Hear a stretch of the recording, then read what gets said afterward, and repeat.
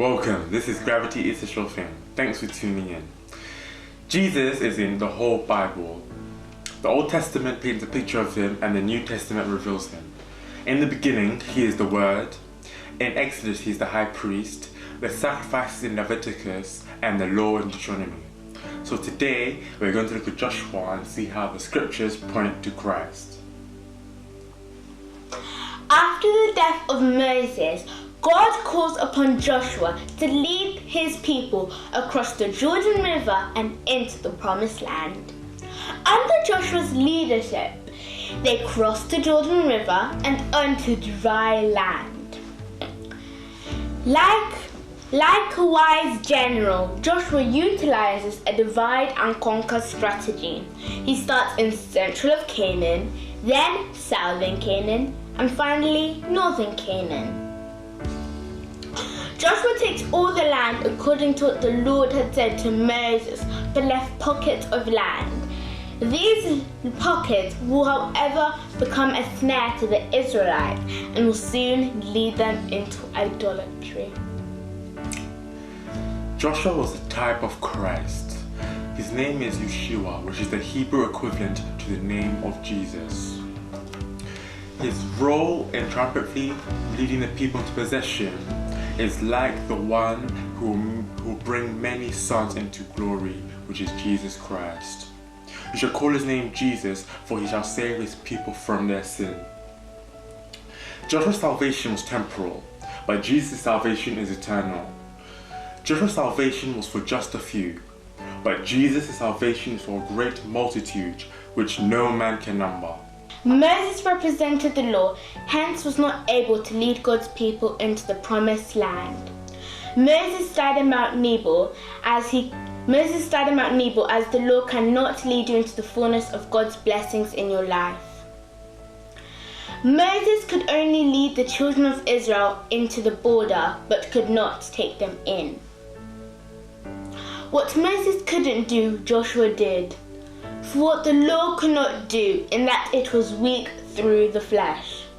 God sending his own Son in the likeness of sinful flesh, condemned sin in the flesh, so that the righteousness of the law may be fulfilled in us, those who walk not after the flesh, but after the Spirit.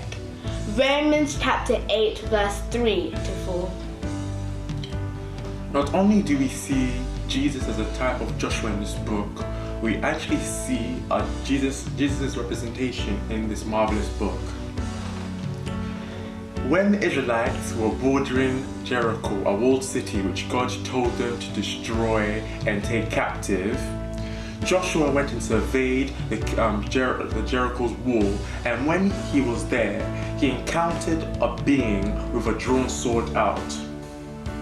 This being was none other than a supernatural being. Joshua asked the being, "Are you for us or against us?" And the being responded, "Nay, but for the captain of the host of the Lord I have come." This was none other than an incarnate representation of Jesus Christ in this book. What he meant by this was that, "I have come not to take part, but I have come to take your place." Joshua had to give the task to him who was adequate to do it. In our lives, we are given tasks by God, but we are not able to do it without him.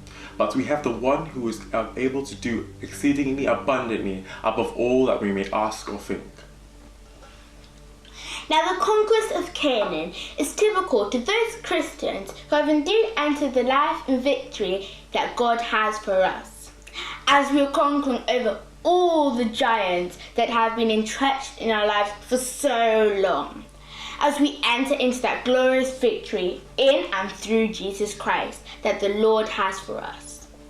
Now it is interesting that Joshua could only lead them so far. He could only lead them into the conquering of the land, but could not give them rest. That was something that was reserved for the finished work of Jesus Christ on the cross. And once he died on the cross, he gave us eternal rest. Now we have a neat rest. Jesus has done what Joshua could not do. Joshua could only lead them into the conquering of the land, but could not give them rest. Jericho, with its lofty walls and strong battlements, typifies the stronghold Satan has for our lives. Joshua, in obedience and faith, took possession of Jericho and destroyed the simple Canaanites. Jesus himself, in later years, also went through Jericho, not as a political conqueror, but to seek and save the lost. He is the ultimate conqueror, and he's the ultimate conqueror who saves his people and forgives them when they ask for forgiveness. It was at the Jordan River that Jehovah publicly magnified Joshua as leader over Israel. It was at that same renowned river that Jehovah publicly magnified Jesus when entering to the performance of his sacred office. The Jordan River is an emblem of death. As Joshua successfully conducted Israel through the Jordan River, so will Jesus conduct his flock, his army, through the river of death that separates this dark world from the inheritance of light. Like Joshua, who rescued Rahab, Jesus also brings his salvation for a battle, not with Jericho, but with the powers of sin, death, and Satan. Jesus defeats the enemy through his perfect life, substitutionary death, and victorious resurrection. Now, like Joshua, with the spirit that he had, we are now being given that same spirit within Jesus to fight against the powers of darkness and of sin. Rahab the harlot was saved through faith. In faith, she obeyed the instructions of the spies and displayed a scarlet cord from her window. This life-saving scarlet cord could not be a clearer picture of Jesus' life-saving blood. Jesus did not need to hang a scarlet cord from a window, but by his scarlet blood flowing through as he hung on the cross. Rahab was a Gentile and she was a prostitute. Yet God blessed her faith and she is found in the genealogy of Jesus Christ.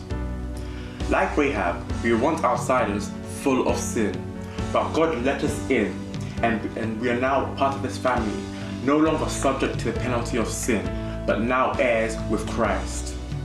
So just as Rahab's name appears in the genealogy of Jesus Christ, our names appear in the Lamb's Book of Life. In summary, we see Joshua, who represents the life in the Spirit, who successfully took the mantle from the father of the law, Moses, and triumphantly conquered and divided the promised land to the children of Israel. However, Joshua did not conquer all of the land, as he left pockets of land with enemies intact. Because the children of Israel made peace treaties with the land that God had ordered, with the nations that God had ordered the utter destruction of, as a result, they became a snare and led them to idolatry. If we fail to enter fully into the life of victory in and through Jesus Christ and become complacent in our spiritual growth, we will soon lapse into idolatry like the children of Israel did. Thank you for watching. You can follow us on Facebook. Our page is called Gravity. It's a sure thing.